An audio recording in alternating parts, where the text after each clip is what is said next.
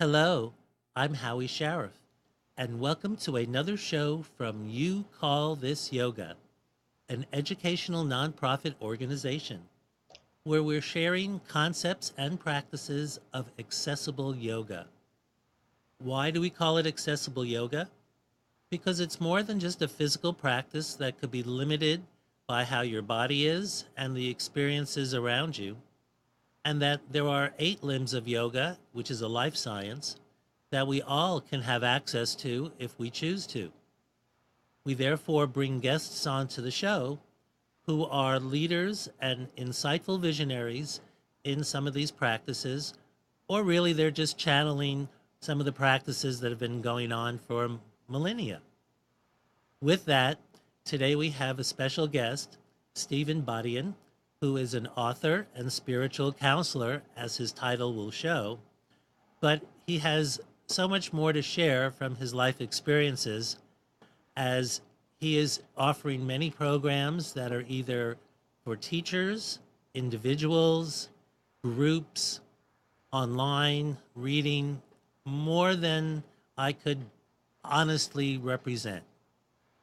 So with that, we're going to bring Stephan on and welcome him to our show.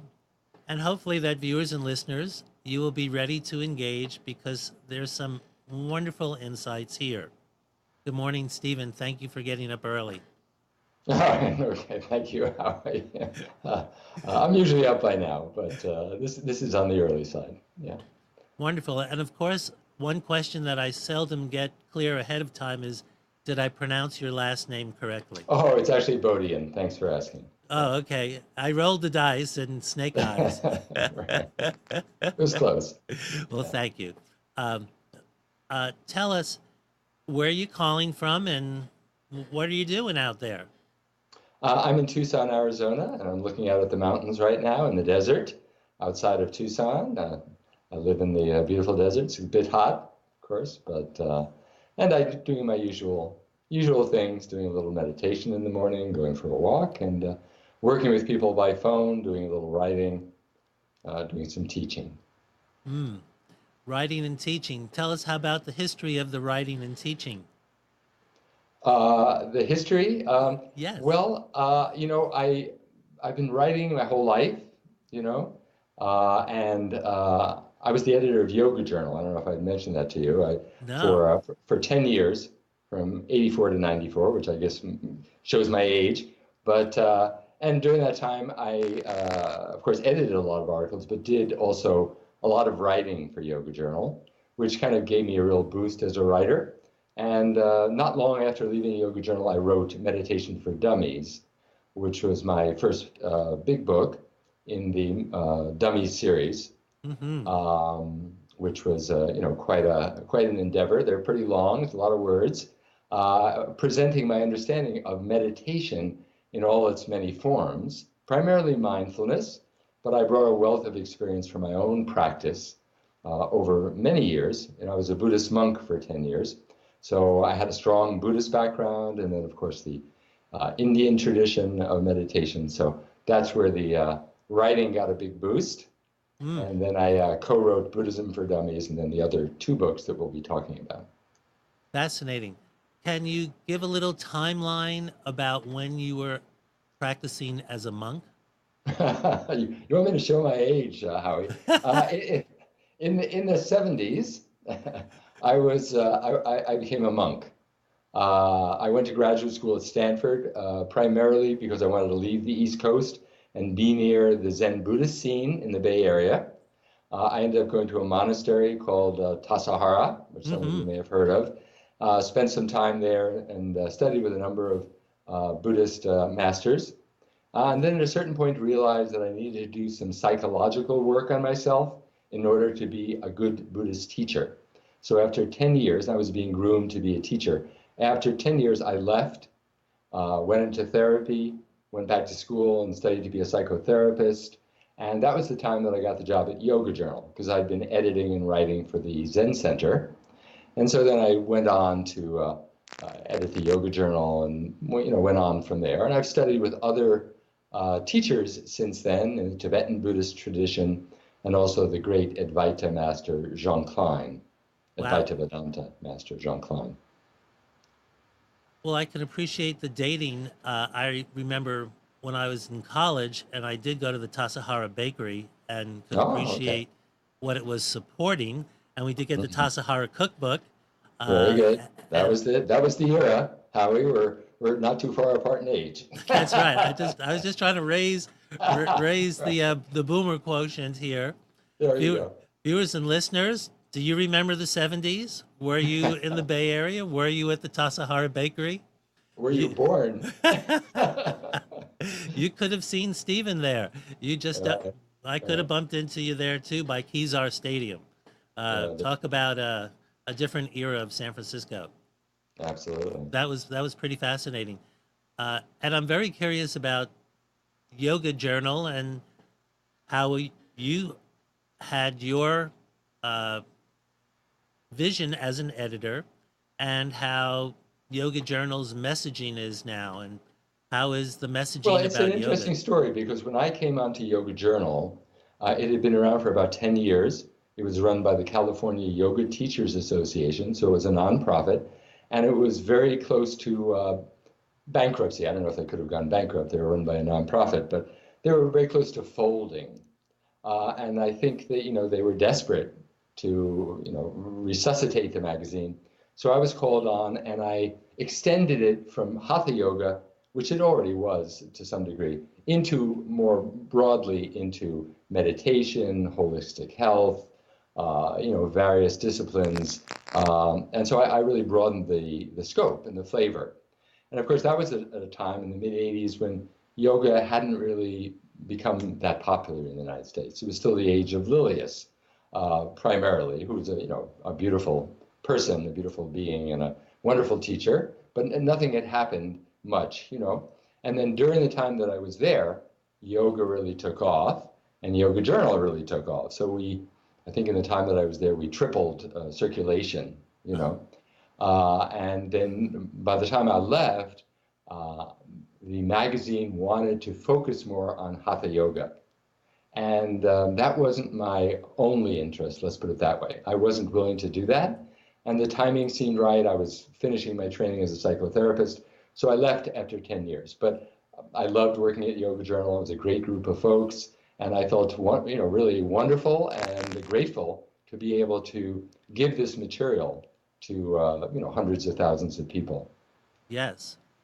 Well, it's interesting too, flashing forward as we get Yoga Journal at our home, Yeah, and there's been critiques about Yoga Journal and what it's portraying and the type of yoga that it's portraying.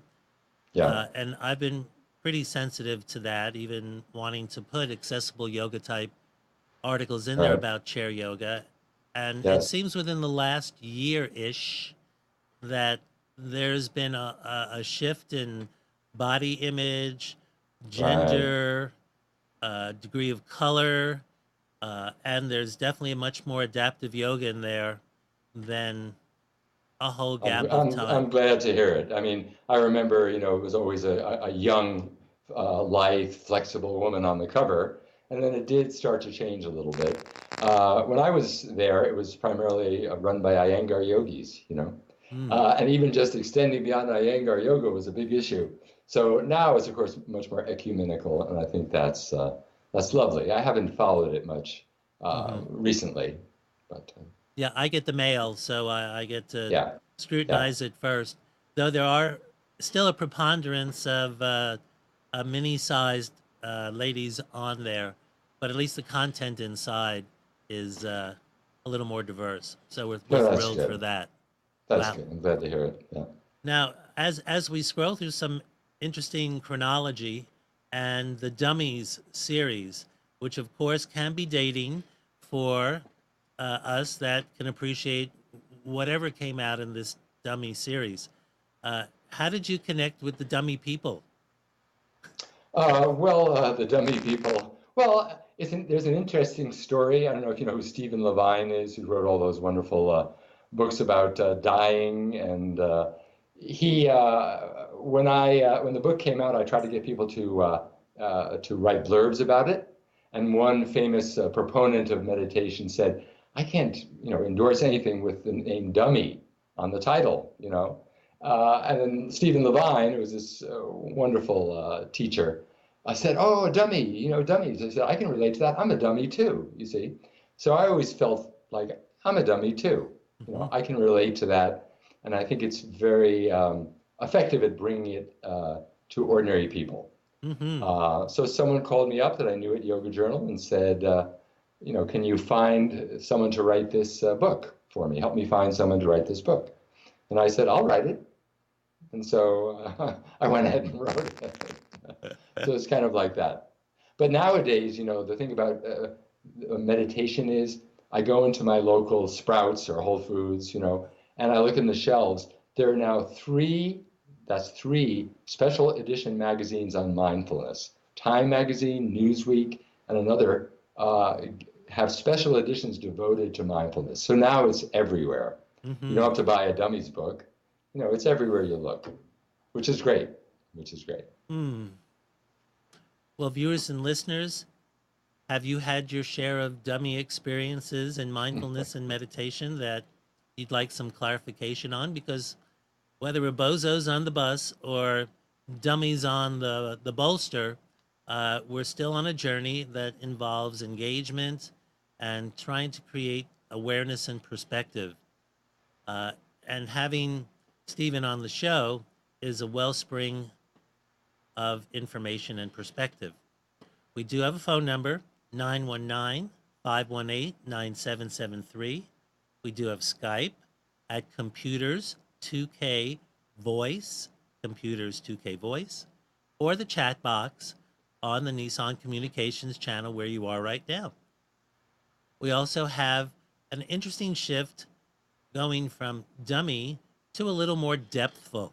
I was trying to figure out a segue for this first pearl of wisdom. And because it is a very profound pearl, it comes a little later from Stephen's literary chronology of books. And here we're going to move forward into some awareness concept. And then Stephen will give us a little more perspective on it. So let's view the first pearl.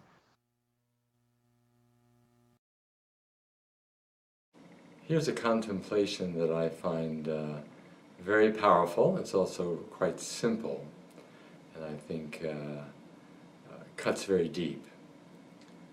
Most of the time, we're superimposing on reality just as it is, our interpretation, our story, right?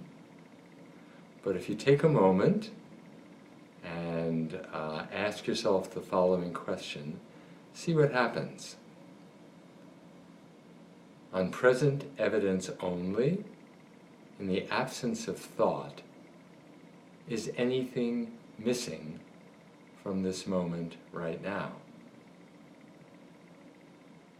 Okay, again, most of the time we're constantly in conflict, struggling, at war with reality, trying to get it to be different, to be better, according to some idea we have of how reality should be.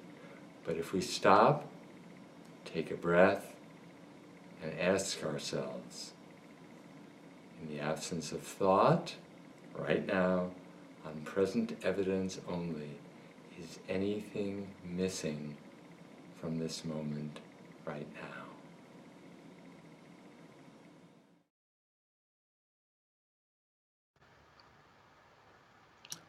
That is a plate full of thought. I just look at that and see much more than in a moment. It takes me multiple engagements just with the concept. And for viewers and listeners, we've gone from thinking of meditation for dummies to wow, what can you do right now? Which is a meditative moment. Stephen, can you tell us how some of your learnings and perspectives uh, evolved from the first book that we mentioned for Dummies and into this Hmm. awareness arena? Yes, well, by the time I had written Meditation for Dummies, it was already the past for me. In other words, I went for years of meditating, doing traditional mindfulness meditation, which I think is a beautiful practice, into what might be called a more formless approach, which is more of an opening to reality just as it is, without a particular focus or practice. Okay. So when I wrote Meditation for Dummies, I'd already been doing that for quite a few years. So Meditation for Dummies was kind of a summary of what I'd learned before. Mm-hmm. And Wake Up Now, the first of these other two books, is really more of what I've been doing myself for many years, uh, which is really the essence of Zen. It's the essence of Advaita Vedanta.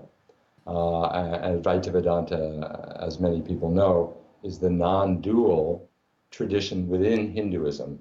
Okay, so it parallels the growth of yoga in India. Of course, yoga is more closely associated with tantra in India, but this is the non-dual tradition, and this is really more about opening to your inherently awake spiritual nature. In Mm-hmm. other words, you don't have to do anything to be awake. Awakeness, peace, happiness, is your natural state. So the practice that I gave there is an opportunity, as are probably the other ones that I did, an invitation to come back to that natural state of openness and presence, rather than a practice to do in order to get somewhere, right? Mm-hmm. So ordinarily we're interpreting reality. I don't like this. I wish this were different. Oh, why don't you just do that better? Oh, there's something wrong with me. I'm not. We're constantly commenting and interpreting and adjusting and pushing and holding on and all those things, right? But so the invitation is to rest, to open, and to realize the inherent completeness of this moment right now. There is nothing missing unless the mind comes in and says, oh, what about this? What about this? Without thought, we look around, we can see, we can experience the inherent completeness. Mm-hmm. And as we have this pearl with us, it's something. It's almost like an amulet in the sense that we can Mm-hmm. come in and touch it spiritually, conceptually, at times of mental busyness. I guess is Absolutely. when do we apply this? Because it's if we obsess in that, then we may Right, quote get nothing done in our right. sense of getting things done, which is compelling most of the day. Mm-hmm. But it's the style that our brains are utilizing Mm-hmm. as Yes, we're going along. it's our habit. It's our habit. Mm-hmm. As I seek to weave this into the accessible yoga realm, yoga is this life science that gets overemphasized as physical, but Right. there are so many limbs of yoga that are not about That's right. the what, it's the how. That's right. And I don't remember what the eight limbs are, but I'm sure right meditation or contemplation is one of them, right? Of Yes. course. Yeah. There's concentration and there's meditation.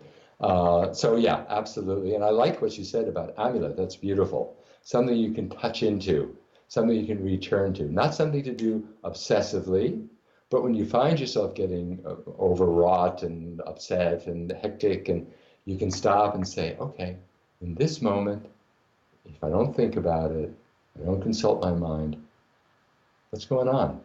How is it? And you can come back to the peace of just recognizing, everything is okay, everything is complete. Yeah.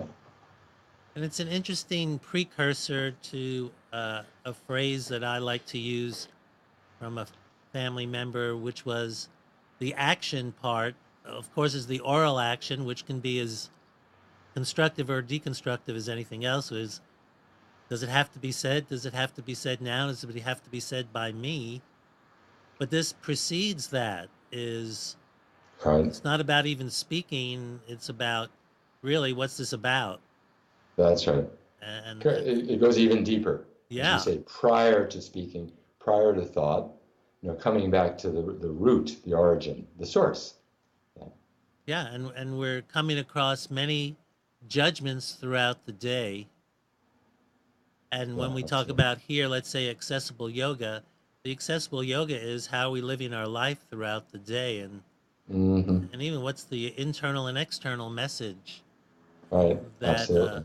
the practice of life is. Uh, Yes.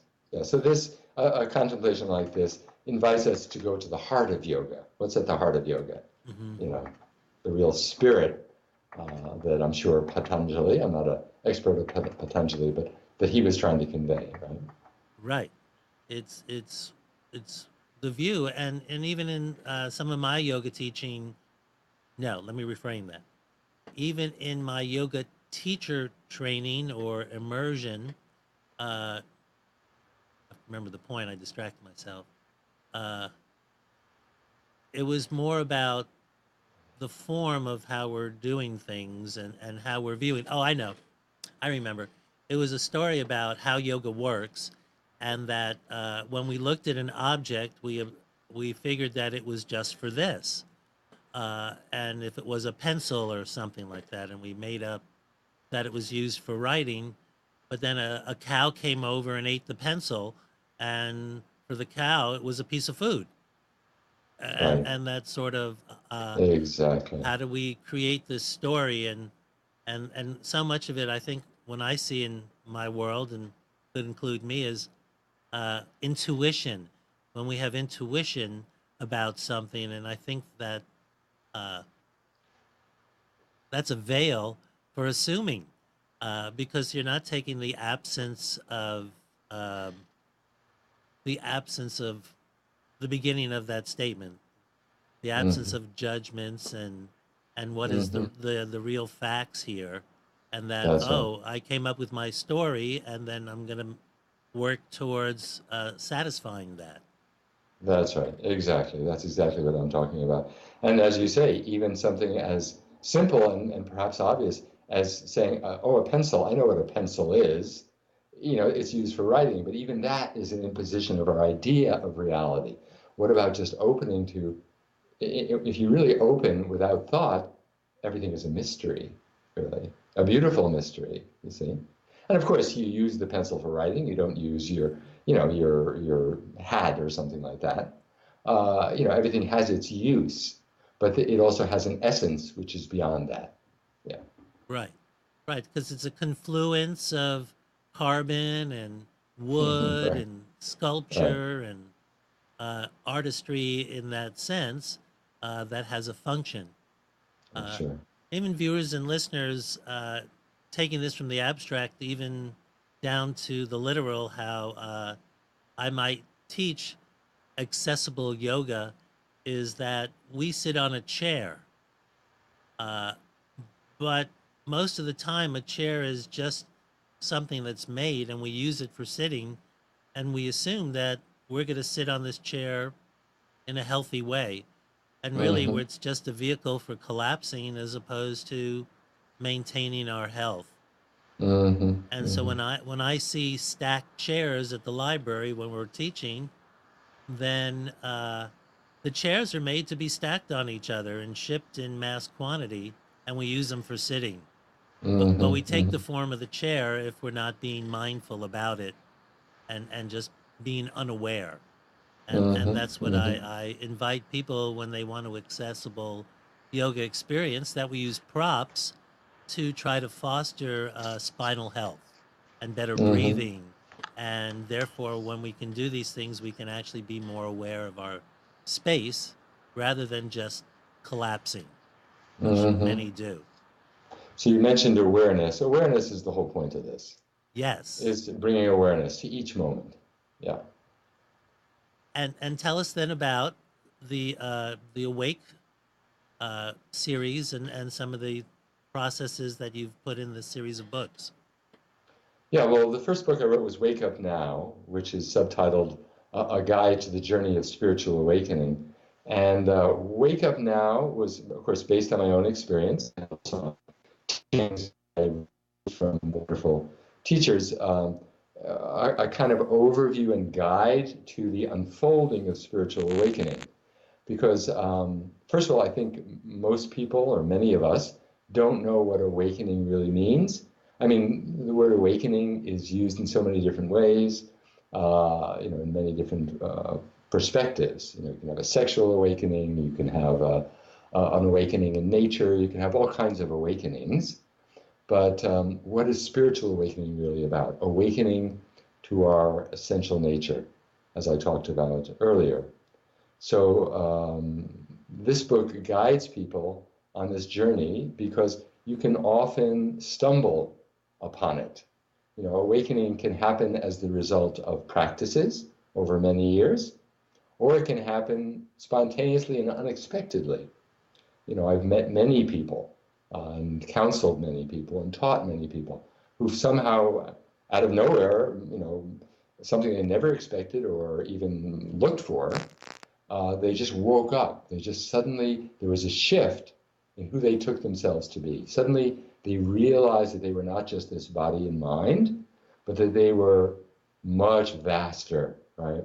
All-inclusive awareness, consciousness that contains everything and imbues each moment, right? Is the essence of everything. To realize yourself as that can be quite a shocking experience because it takes you out of your comfortable, ordinary reality. Ultimately, of course, it's a very beneficent experience, a very nourishing and enlightening, of course, experience, life-changing experience. But in the moment, it can be disconcerting. So one of the purposes of the book is to help people who may have awakened, and for those who haven't yet had an awakening, to give them a sense of what they can do to make themselves more awakening prone, you could say, right? What practices can you do? So it's for both people who've already awakened and people who are seeking to awaken. It's a guide to the whole process. Yeah. Mm. And I can appreciate that this can be daunting for the average person who thinks that they're pretty awake, but we all have patterns and routines that guide us. I mean, even today, I was noticing my pattern of I really like to walk to get the paper. I still read a tactile paper. I'm staying away from looking at a screen. It's a different relationship to the world as I know it. And yet the paper was late today because something happened with the delivery chain. And it was just interesting, just the slight disruption of, oh, my pattern is different. I'm aware of it, but I still want my pattern to come back and couldn't let go of, gee, I really want that newspaper just to start my day. Because I had Right. some other sequela that come Right. subsequent to that. So that was humorous, just connecting with some pattern that's taken place over decades That's right. of That's fetching the right. paper. It was rather Exactly. humorous. Exactly. We get into a routine and we kind of go unconscious, don't we? Yes. Our life doesn't require us to be aware because we have it organized in such a way that we can kind of go to sleep and just follow, as you said, the sequela, follow the sequence of events, and things unfold. And then suddenly we're jarred, like the paper doesn't come. It's like, oh, wait a second, I can wake up for a moment, right? And then Yeah. we can look at our reactivity. Do I get upset? Do I get annoyed? So each moment is an opportunity in that way with awareness to look at the ways that we're reacting, the ways that we're attached or pushing away, in the Buddhist tradition, and also I think in the Hindu tradition as well, greed, anger, and ignorance, attachment, aversion, going to sleep. These are all things that keep us from our essential nature. So to become aware of those moment to moment is a beautiful thing. Yeah. Mm-hmm. So Keeps us, I'm sorry. ultimately, it's all about avoiding suffering. See, we Yes. suffer when we're attached. We suffer when we're pushing life away and judging it and resisting it. That's suffering. This whole path that these books talk about is about the relief of suffering. Mm-hmm. And viewers and listeners, this is a continuation conceptually from last week's show with Ralph Gates about patterns of addiction and an Mm. attachment that really start to then overshadow the true self. And so I encourage you to explore several of our shows that can facilitate your increased mindfulness, which can lead to greater awareness. We're going to use that as a segue for our next pearl, which also comes from this awake or wake up continuum of books from Stephen. Thank you, Amnon. Great spiritual traditions teach that there is no separate self. And this is an excellent concept, but can we really glimpse what this means for ourselves? So take a moment and just consider, who am I really? Okay. We talk about I, about the name that we've given ourselves, and we think that it refers to a someone. But can you find that someone? Perhaps you can find thoughts, memories, beliefs, feelings, but can you find a separate someone? We say, I have experienced this, I have experienced that. I had a childhood, I was 5 years old, I was 10 years old, I was 20 years old. We think of ourselves in terms of a continuity, but what is it that endures? Is it a separate someone? To whom, to what does this word I, does this name refer? Is it possible that it's simply referring to awareness itself, that which is aware in each moment, without characteristics, without a history, just now, just open, just present and aware?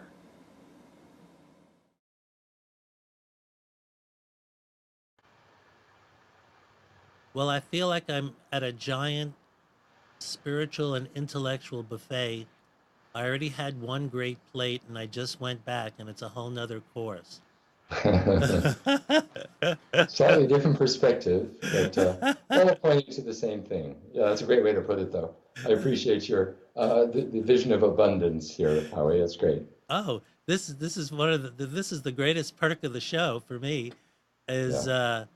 is like this giant, I keep saying like, it is a giant process of preparation and learning about and sharing. I'm thrilled. I seek more insight as to what you just shared about separate self and that Yeah. continuum of Yeah. awareness. This is a core teaching, I think, certainly in the Buddhist tradition, in the Advaita tradition. I believe in the Hindu tradition in general, but certainly in the Advaita, the Zen, Tibetan Buddhist tradition, that the notion of a separate self is, separate self is an illusion. It's, there are different ways of talking about what it means, but we're constantly talking about me as if there's something inside here, something inside our head or in our heart that is solid and continuous, and life revolves around us, right?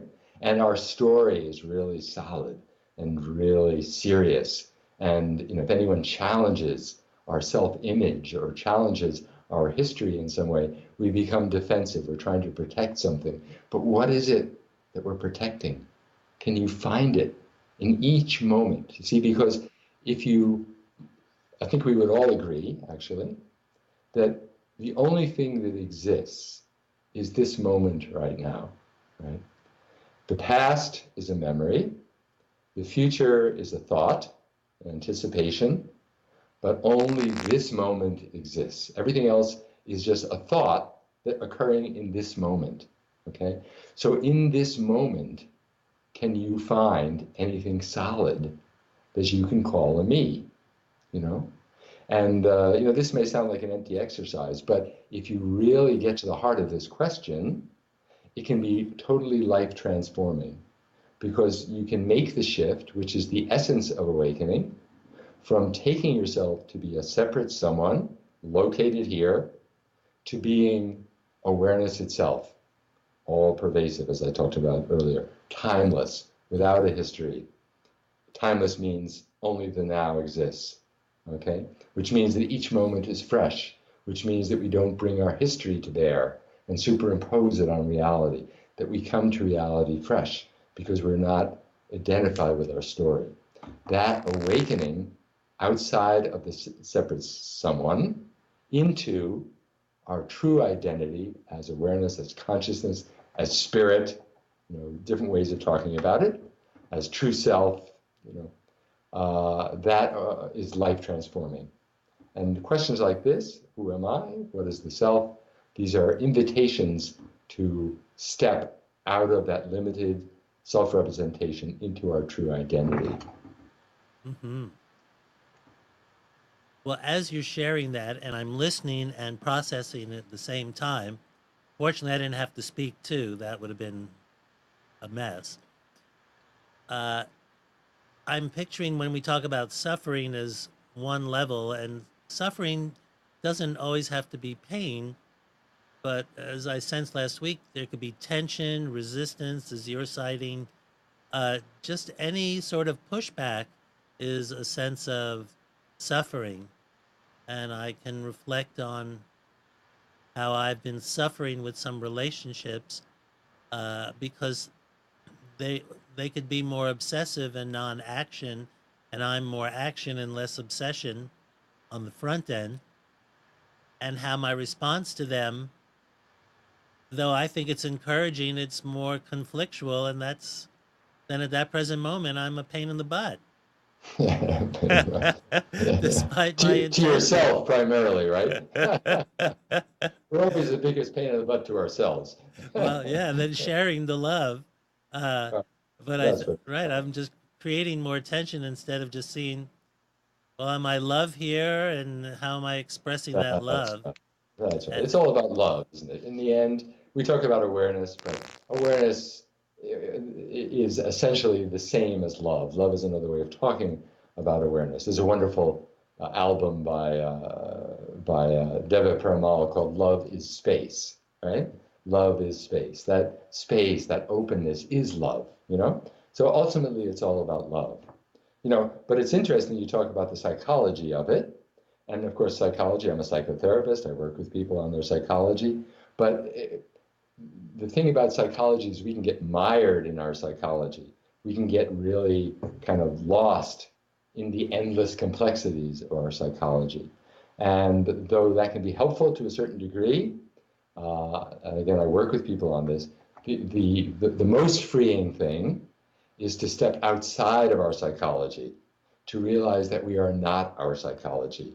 Our psychology is happening through us, and we can be compassionate with that, ourselves for the ways in which we are so conditioned, but we don't have to be identified with it. That's the freedom of awakened awareness. Okay? Thank you. Yeah. I feel like I'm getting coached at the same time, which is great.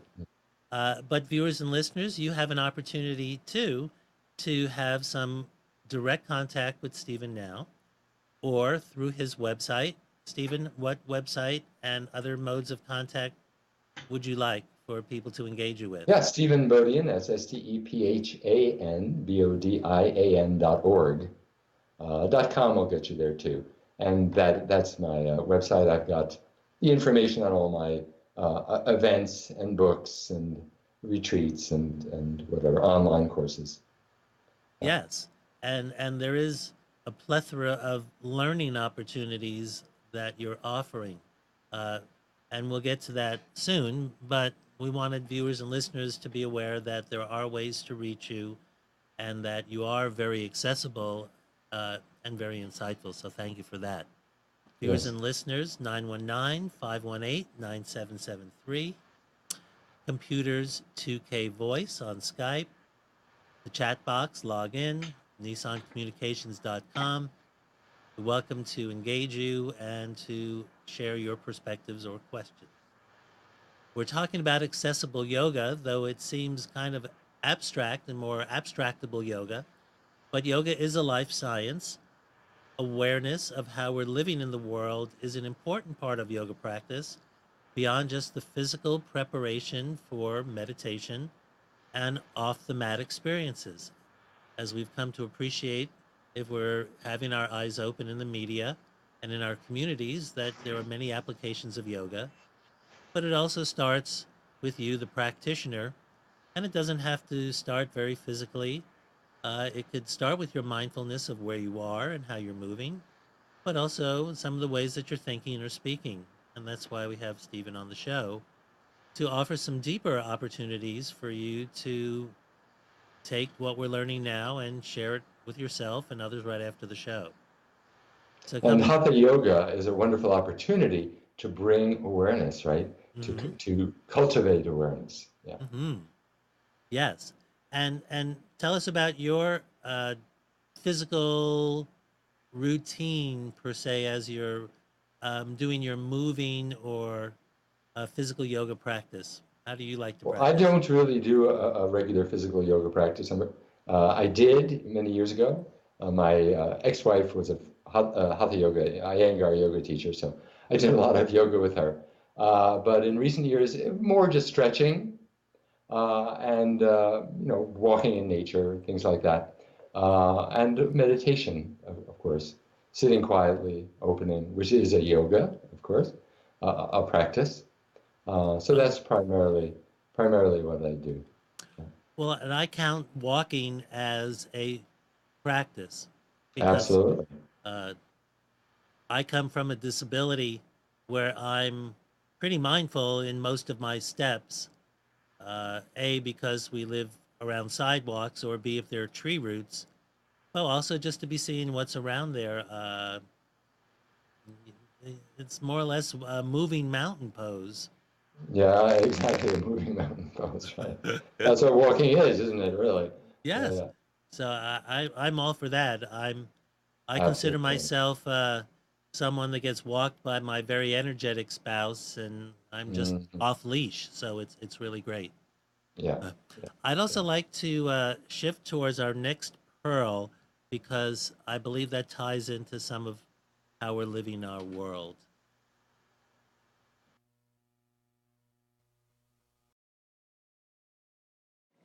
Ordinarily, we take the external world to be very solid and separate from ourselves, right? There's a book, there's a table, there's a chair, there's a tree. These we think of as solid, separate things. But let's examine more deeply and see if that's the case. What can you know of the desk, for example? All you can know of the desk is your experience of it, right? Aside from your experience of the desk, all you have is hearsay, stories, science, whatever.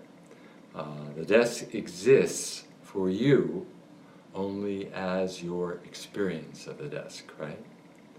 And what is that experience made of? If you look closely, you'll find that every experience is made of awareness. Without awareness, experience is not possible. The substance of experience is awareness. It's not molecules, it's not solidity, it is awareness. We posit molecules, we posit solidity based on what we've been told, but what is our direct experience? We have an experience of the desk, and that experience is awareness. So the world that we experience is nothing but awareness. Aside from awareness, there is no world.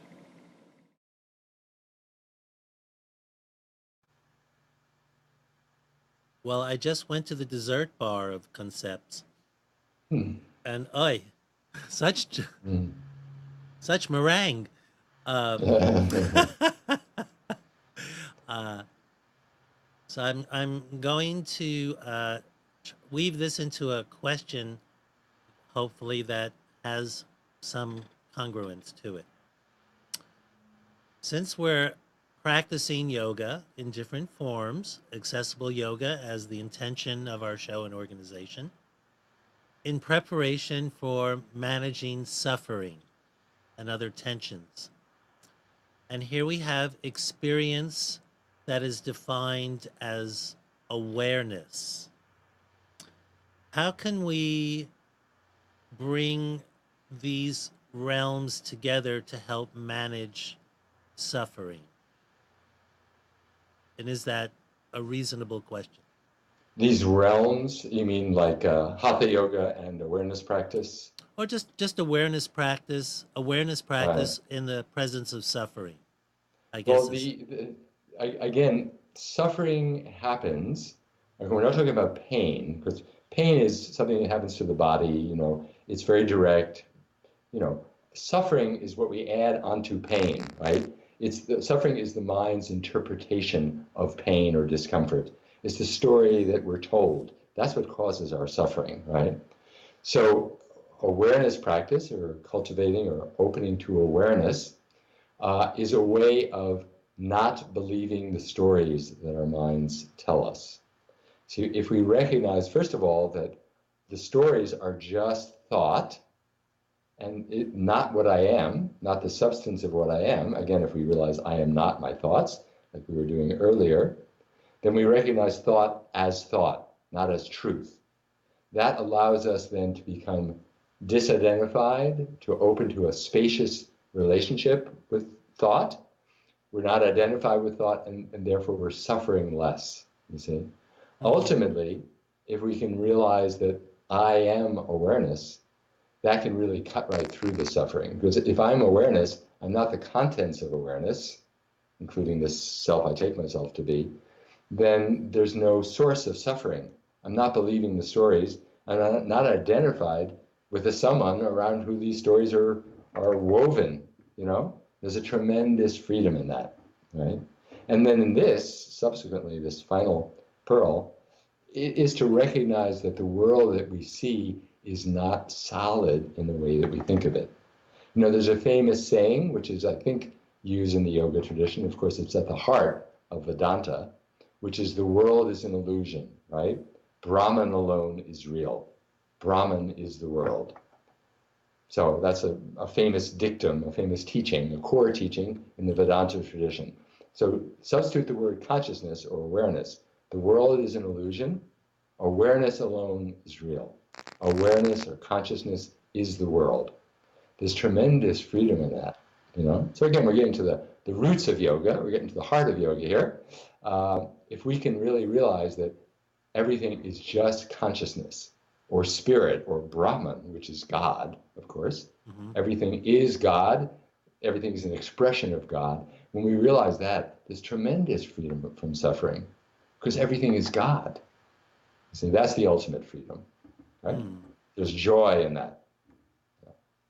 Well, that is our goal or our hope or our intention, and yet in the reality that is presented to us in the day-to-day August That's right. 2017, uh, there's a whole lot of uh, Right. imaging that's going out there that's unavoidable, that elicits emotions that really aren't That's who these right. people are, That's but right. it becomes an So the work overwhelming. is cut out for us. Yeah, as you say, it's overwhelming. Our work is cut out for us.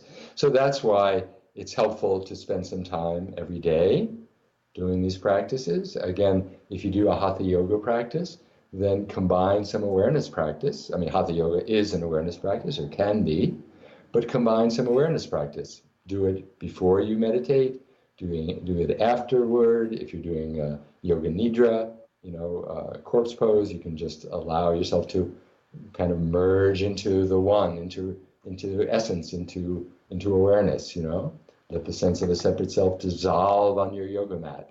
These are different ways of integrating it into your hatha yoga practice. But we need those times to prepare us for the onslaught of the day, right? The messages we're getting, and the demands that are being made on us, and being made on us to be a certain way, to show up in a certain way. Even our friends, our loved ones, want us to be a certain way. They don't necessarily want us to be free. That can be a little scary. So, to practice it every day as you would your yoga practice, or included in your yoga practice. Yes, the awareness as defining in the experience. Could you share, and this is a very spontaneous, favorite exercise that you might share with a client or someone that you're mentoring, that they could practice that as an awareness experience set of exercise? Something that... Well, a great one to incorporate into a yoga practice, for example, would be, and maybe you already do this, but as you sit there or lie there, is to sense your body. First of all, I've often noticed that, at least in my days in Yoga Journal and otherwise, that a lot of yoga is very mental. A lot of the way yoga is taught is very mental.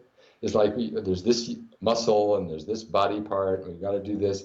It's like, and you're constantly managing everything from your mind. So I think when you're doing yoga, if you can, to drop out of your mind into sensation, just sensation. The sensed body. Eckhart Tolle calls this the inner body sensing, right? So you're just inner body sensing, right? And then feeling the body not as a solid object, which again, I would suggest that it isn't. It's actually, in the tradition, there are different bodies, right? The five koshas, right? There's there's the solid food body, but then there are all the other bodies out to the bliss body, right? So really sensing your body, sensing the energy body, and your body as just sensation, as just energy. And then you can sense what you take to be the periphery of your body, your skin, right? And recognize that that is just an arbitrary line, border, right? That in fact, the boundary between inside and outside is just arbitrary. And to just allow your awareness to expand beyond the so-called physical body, to open, to include all sensation inside and outside. So the sense of a me, of a self, of a being here, is expanded beyond the body, opening to include everything. And then you can just let yourself dissolve into the openness and rest as openness, as awareness. Okay. Well, I just became one with the chair very readily, so thank you. Yeah, right.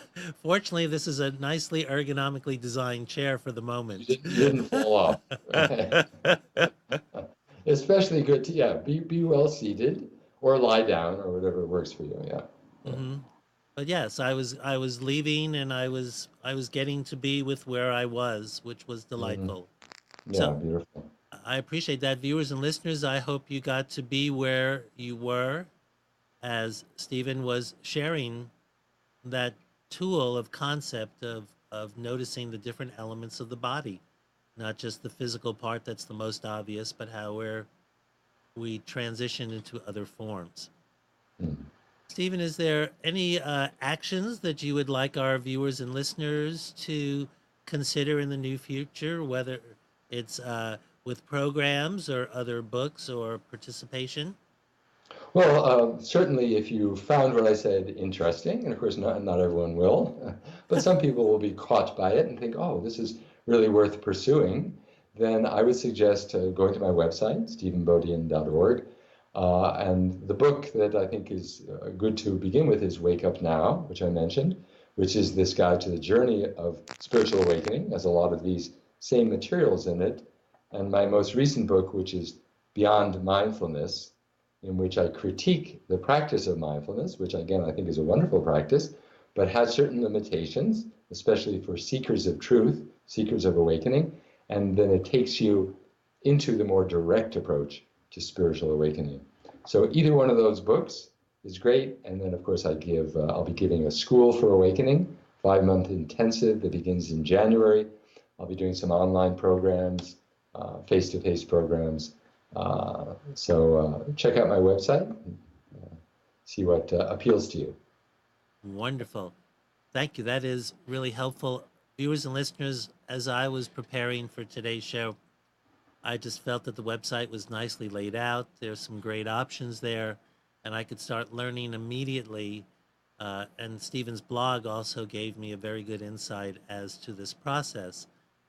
It's pretty depthful processing to do, and even if we're just doing this a little bit throughout the day, then you are accessing your yoga, your Zen, your mindfulness, expanding your experiences so that you can hopefully be more in touch with yourself and those around you, not just the people, but every entity. Mm-hmm. So hopefully I'm paraphrasing some of Stephen's philosophy in a short, succinct sentence. Thank you, Howard. Thank you. Viewers and listeners, we have another show coming up next week.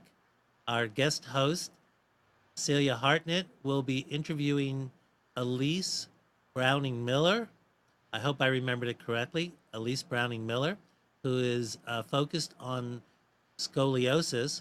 What's interesting is scoliosis seems to be quite prevalent in our society because we have postural scoliosis, and I would venture often from lack of awareness and posturally positioning yourself on mal-shaped chairs. The chair is not necessarily there for your body, though we use it. So do consider tuning in next week with Celia and Elise to gain insights on accessible yoga to hopefully help amend our mildly or grossly crooked spines, facilitating breathing, focus, and participation. Well, that's enough of my ramble. We could have you we can have you view our show on YouTube in about an hour via the Nissan channel and also eventually through our website. Visit nissancommunications.com on demand for You Call This Yoga. Thank you all for viewing in. We look forward to seeing you again soon. Namaste.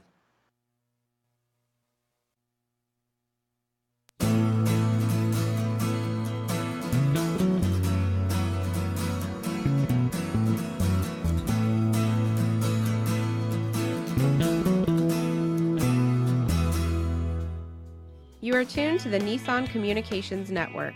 If you tuned in too late, you can always watch each program in its entirety or download an MP3 audio file of it in the archives section at nissancommunications.com. Don't forget to subscribe to our YouTube channel, follow us on Twitter, and like us on Facebook. Sponsored by Telestream's Wirecast software, StreamingGear.com, Carolina Apparel, and DeltaForce.net.